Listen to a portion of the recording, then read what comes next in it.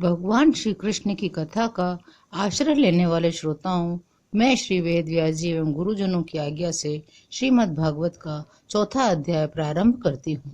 अध्याय 4 गोकर्णोपाख्यान। सूत जी कहते हैं, मुनि, उस समय अपने भक्तों के चित्त में अलौकिक भक्ति का प्रादुर्भाव हुआ देखकर भक्त वत्सल श्री भगवान अपना धाम छोड़कर वहां पधारे। उनके गले में वनमाला शोभित हो रही थी। श्री अंग सजल जलधर के समान श्याम वर्ण था। उस पर मनोहर पीतांबर सुशोभित था। कटी प्रदेश करधनी की लड़ियों से सुसज्जित था। सिर पर मुकुट की लटक और कानों में कुंडलों की झलक देखते ही बनती थी। वे त्रिभंग ललित भाव से खड़े हुए चित्त को चुराए लेते थे। वक्ष स्थल पर कौस्तुभ मणि दमक रही थी। सारा श्रीअंग हरि चंदन से चर्चित था। उस रूप की शोभा क्या कहें। उसने तो मानो करोड़ों कामदेवों की रूप माधुरी छीन ली थी। वे परमानंद चिन्मूर्ति, मधुराति मधुर, मुरलीधर ऐसी अनुपम छवि से अपने भक्तों के निर्मल चित्तों में आविर्भूत हुए। भगवान के नित्य लोकवासी लीला परिकर उद्धव आदि वहां गुप्त रूप से उस कथा को सुनने के लिए आए हुए थे। प्रभु के प्रकट होते ही चारों ओर जय हो की ध्वनि होने लगी। उस समय भक्ति रस का अद्भुत प्रवाह चला। बार बार अबील, गुलाल और पुष्पों की वर्षा तथा शंख ध्वनि होने लगी। उस सभा में जो लोग बैठे थे, उन्हें अपने देह, गेह और आत्मा की भी कोई सुधि न रही। उनकी ऐसी तन्मयता देखकर नारद जी कहने लगे। नारद जी बोले, मुनीश्वर गण, आज सप्ताह श्रवण की मैंने ये बड़ी ही अलौकिक महिमा देखी है। यहाँ तो जो बड़े मूर्ख, दुष्ट और पशु पक्षी भी हैं, वे सभी अत्यंत निष्पाप हो गए हैं। अतः इसमें संदेह नहीं कि कलिकाल में चित्त की शुद्धि के लिए इस भागवत कथा के समान मृत्युलोक में पाप पुंज का नाश करने वाला कोई दूसरा पवित्र साधन नहीं है। हे मुनिवर, आप लोग बड़े कृपालु हैं। आपने संसार के कल्याण का विचार करके ये बिल्कुल निराला ही मार्ग निकाला है। आप कृपया यह तो बताइए कि इस कथा रूपी सप्ताह यज्ञ के द्वारा संसार में कौन कौन लोग पवित्र हो जाते हैं। सनकादि ने कहा, जो लोग सदा तरह तरह के पाप किया करते हैं, निरंतर दुराचार में ही तत्पर रहते हैं और उल्टे मार्गों से चलते हैं, तथा जो क्रोधाग्नि से जलते रहने वाले कुटिल और काम परायण हैं, वे सभी इस कलयुग में सप्ताह यज्ञ से पवित्र हो जाते हैं। जो सत्य से च्युत, माता पिता की निंदा करने वाले, तृष्णा के मारे व्याकुल, आश्रम धर्म से रहित, दंभी, दूसरों की उन्नति देखकर कुढ़ने वाले और दूसरों को दुख देने वाले हैं, वे भी कलयुग में सप्ताह यज्ञ से पवित्र हो जाते हैं।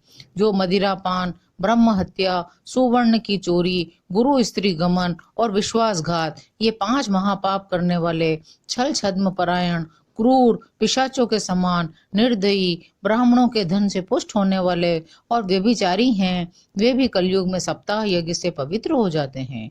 जो दुष्ट आग्रह पूर्वक सर्वदा मन, वाणी तथा शरीर से पाप करते रहते हैं, दूसरे के धन से ही पुष्ट होते हैं तथा मलिन मन और दुष्ट हृदय वाले हैं, वे भी कलयुग में सप्ताह यज्ञ से पवित्र हो जाते हैं। नारद जी, अब हम तुम्हें इस विषय में एक प्राचीन इतिहास सुनाते हैं। उसके सुनने से ही सब पाप नष्ट हो जाते हैं। पूर्व काल में तुंगभद्रा नदी के तट पर एक अनुपम नगर बसा हुआ था। वहां सभी वर्णों के लोग अपने अपने धर्मों का आचरण करते हुए सत्य और सत्कर्मों में तत्पर रहते थे। उस नगर में समस्त वेदों का विशेषज्ञ और श्रोत स्मार्त कर्मों में निपुण एक आत्मदेव नाम का ब्राह्मण रहता था। वह साक्षात दूसरे सूर्य के समान तेजस्वी था। वह धनी होने पर भी भिक्षाजीवी था। उसकी प्यारी पत्नी धुंधुली, कुलीन एवं सुंदरी होने पर भी सदा अपनी बात पर अड़ी रहने वाली थी। उसे लोगों की बात करने में सुख मिलता था। स्वभाव उसका क्रूर था, प्राय कुछ न कुछ बकवास किया करती थी। गृह कार्य में निपुण थी, कृपण थी और थी झगड़ालू भी। इस प्रकार ब्राह्मण दंपति प्रेम से अपने घर में रहते और विहार करते थे। उनके पास अर्थ और भोग विलास की सामग्री बहुत थी। घर द्वार भी सुंदर थे, परंतु उससे उन्हें सुख नहीं था। जब अवस्था बहुत ढल गई, तब उन्होंने संतान के लिए तरह तरह के पुण्य कर्म प्रारंभ किए और वे दीन दुखियों को गौ, पृथ्वी, सुवर्ण, वस्त्र आदि दान करने लगे। इस प्रकार धर्म मार्ग में उन्होंने अपना आधा धन समाप्त कर दिया, तो भी उन्हें पुत्र या पुत्री किसी का भी मुख देखने को न मिला। इसलिए अब वह ब्राह्मण बहुत ही चिंतातुर रहने लगा। एक दिन वह ब्राह्मण बहुत दुखी होकर घर से निकलकर वन को चल दिया। दोपहर के समय उसे प्यास लगी, इसलिए वह एक तालाब पर आया। संतान के अभाव के दुख ने उसके शरीर को बहुत सुखा दिया था, इसलिए थक जाने के कारण जल पीकर वह वहीं बैठ गया। 2 घड़ी बीतने पर वहां एक सन्यासी महात्मा आए। जब ब्राह्मण देवता ने देखा कि वे जल पी चुके हैं, तब वह उनके पास गया, उनके चरणों में नमस्कार किया और उनके सामने खड़े होकर लंबी लंबी सांसें लेने लगा। तो सन्यासी महाराज ने पूछा, कहो ब्राह्मण देवता, रोते क्यों हो? ऐसी तुम्हें क्या भारी चिंता है? तुम जल्दी ही मुझे अपने दुख का कारण बताओ। ब्राह्मण ने कहा, महाराज, मैं अपने पूर्व जन्म के पापों से संचित दुख का क्या वर्णन करूं? अब मेरे पितर मेरे द्वारा दी गई जलांजलि के जल को अपनी चिंताजनित सांस से कुछ गर्म करके ही पीते हैं।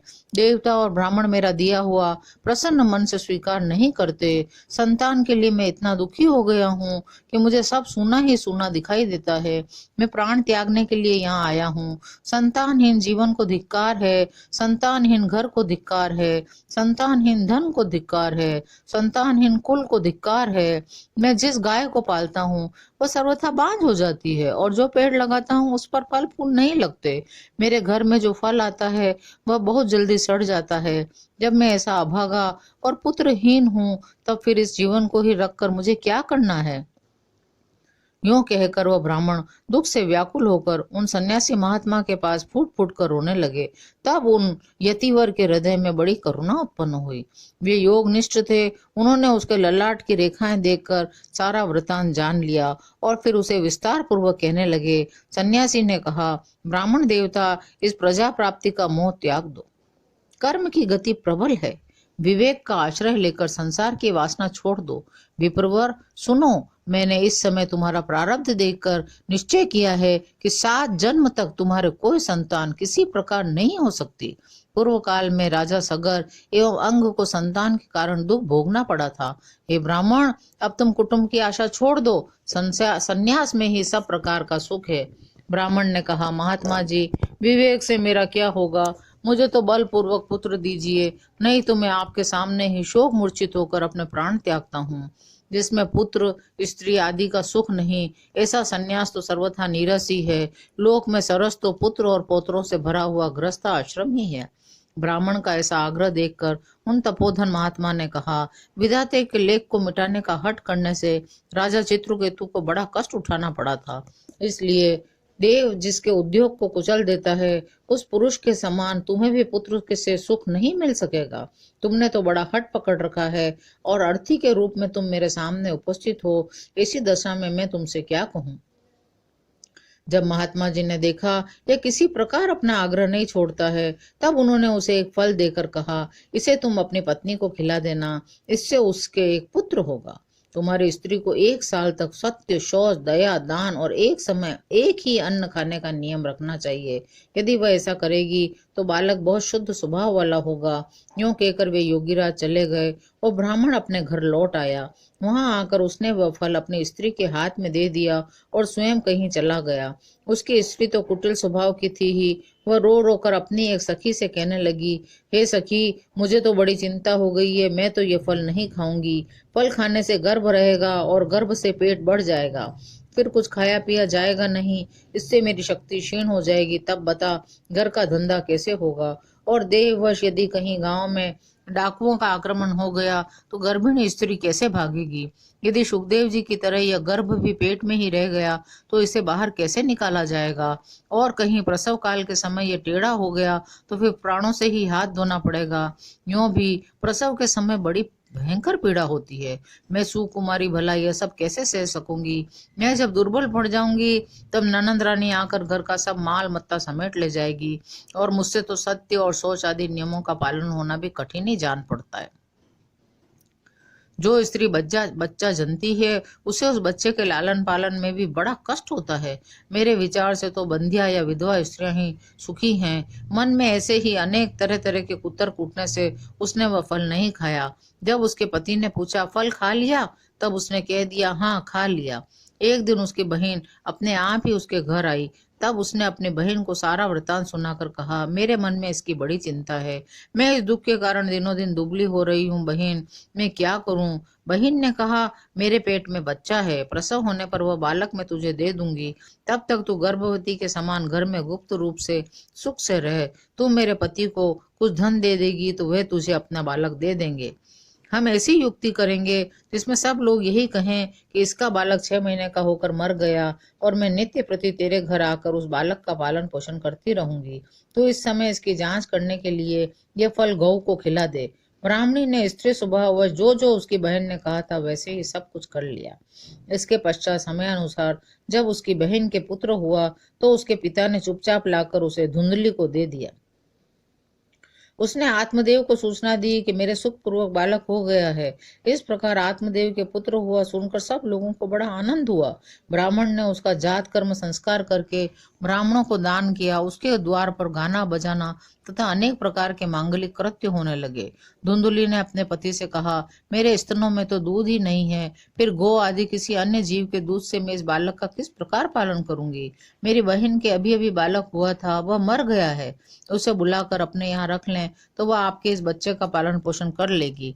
तब पुत्र की रक्षा के लिए आत्मदेव ने वैसा ही किया तथा माता धुंधुली ने उस बालक का नाम धुंधुकारी रखा। इसके बाद 3 महीने बीतने पर उस गौ के भी एक मनुष्याकार बच्चा हुआ। वह सर्वांग सुंदर, दिव्य, निर्मल और सुवर्ण की सी कांति वाला था। उसे देखकर ब्राह्मण देवता को बड़ा आनंद हुआ और उसने स्वयं ही उसके सब संस्कार किए। इस समाचार से और सब लोगों को भी बड़ा आश्चर्य हुआ। वे बालक को देखने के लिए आए और आपस में कहने लगे, देखो भाई, अब आत्मदेव का भाग्य कैसा उदय हुआ है।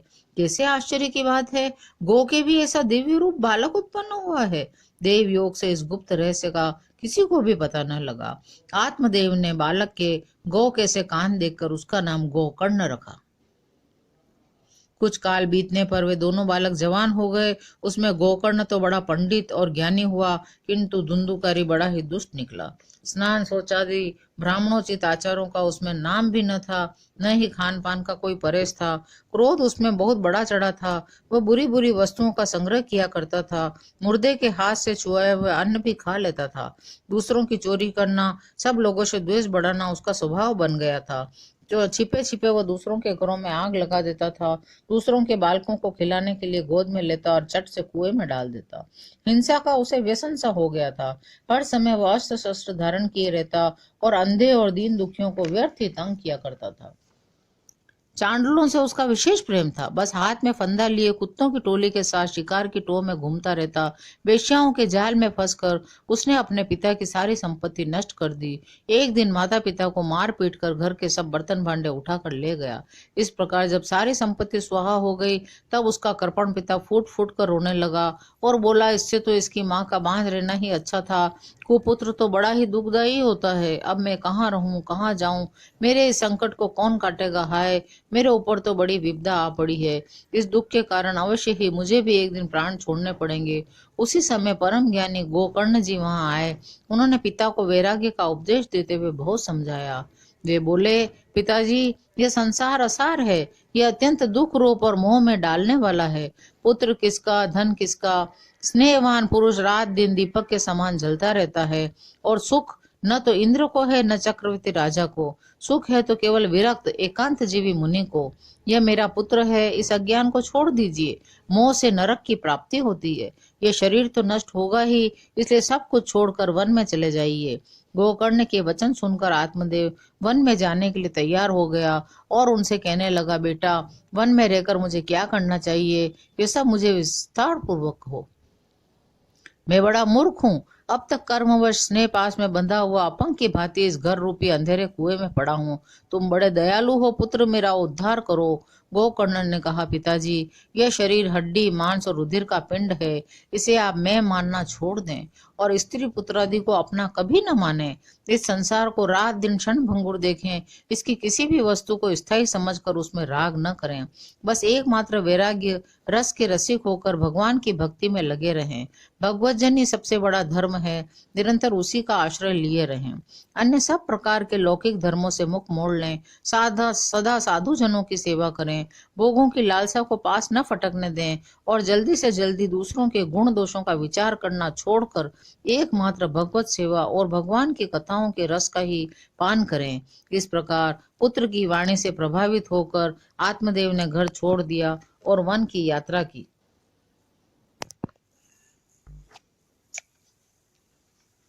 यद्यपि उसकी आयु उस समय 60 वर्ष की हो चुकी थी, फिर भी बुद्धि में पूरी दृढ़ता थी। वहां रात दिन भगवान की सेवा पूजा करने से और नियम पूर्वक भगवान के भागवत के दशम कंद का पाठ करने से उसने भगवान श्री कृष्णचंद्र को प्राप्त कर लिया। इस तरह चौथा अध्याय समाप्त हुआ। जय श्री कृष्ण।